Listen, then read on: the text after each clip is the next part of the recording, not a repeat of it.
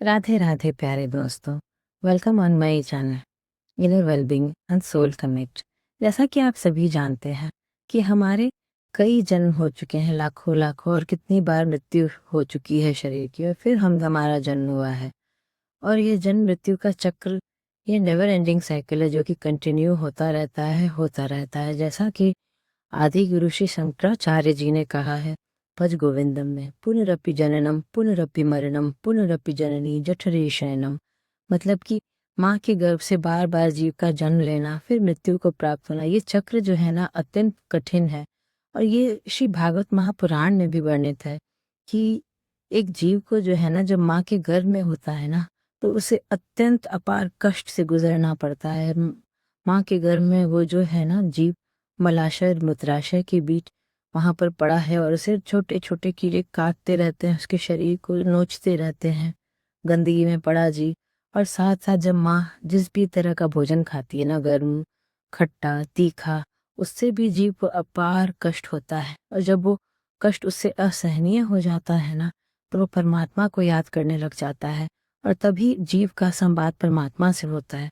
वो परमात्मा से प्रार्थना करता है, हे परमात्मा, मुझे यहाँ से बाहर निकाल दो एक बार, मैं इस कष्ट से एक बार निकल जाऊं, फिर मैं केवल और केवल तुम्हारा चिंतन करूंगा, तुमसे प्रेम करूंगा, तुम्हारा भजन करूंगा, तुम्हारी स्तुति में ही सारा जीवन निकालूंगा।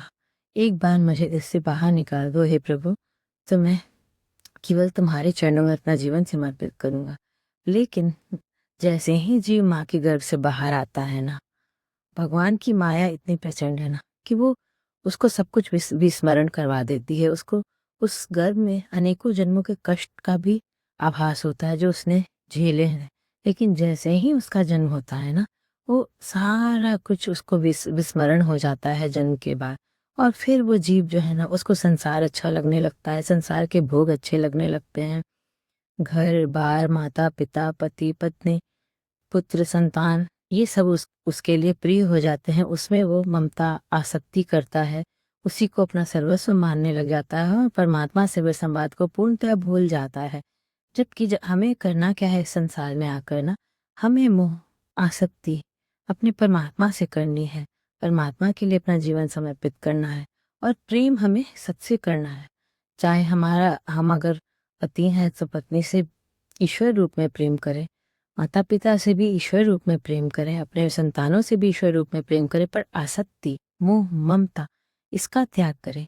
और मोह, ममता और आसक्ति जो है ना, वो किसी से भी ना करें। पर ये हम वचन परमात्मा को देकर गर्भ में आते हैं कि मैं जीवन आपके चरणों में समर्पित करूंगा, जीवन पर्यंत भजन करूंगा, और इस जन्म मृत्यु के चक्र से छूटने का मेरा प्रयास करूंगा। लेकिन हम इस संसार में आते ही सब कुछ बिसार गए, और केवल इस संसार के भोगों में लग जाते हैं। और हमें प्रियता अपने परिवार में, प्रियता नहीं, मोह, आसक्ति, ममता हमारी बन जाती है, हमारे परिवारजनों में, हमारे जो संपत्ति है, घर मकान गाड़ी बंगला, इन सब चीज़ों में। और हम परमात्मा को पूर्ण तरह विस्मरण कर देते हैं। और इस तरह हम एक के बाद दूसरा, दूसरे के बाद तीसरा, इस तरह से हम जन्मों जन्मों के चक्र में बंधते चले जाते हैं। और ऐसे हमारे अनेकों जन्म पे जन्म होते चले जाते हैं। हम माँ के गर्भ से लेकर संसार तक में अपार कष्ट सहते हैं। हमको लगता है कि हमें यहाँ सुख मिलेगा,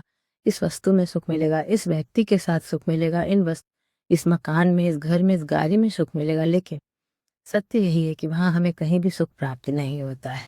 तो मेरे प्यारे दोस्तों, ये हमारा संवाद ईश्वर से होता है जब हम घर में होते हैं। इसीलिए सब कुछ करें इस संसार में रहकर, पर मोह और आसक्ति का त्याग करके सब कुछ ईश्वर का समझें, और ईश्वर की भक्ति में, ईश्वर के भजन में, ईश्वर के प्रति अपना जीवन समर्पण करें। अपने जो भी कार्य आप करते हैं परमात्मा को समर्पित करें, खूब सारा भजन करें। इस तरह से आप अपने जीवन मृत्यु के चक्र को काट देंगे, और फिर से बार बार इसी संसार चक्र में पड़कर आपको कठिनाइयों का सामना नहीं करना पड़ेगा।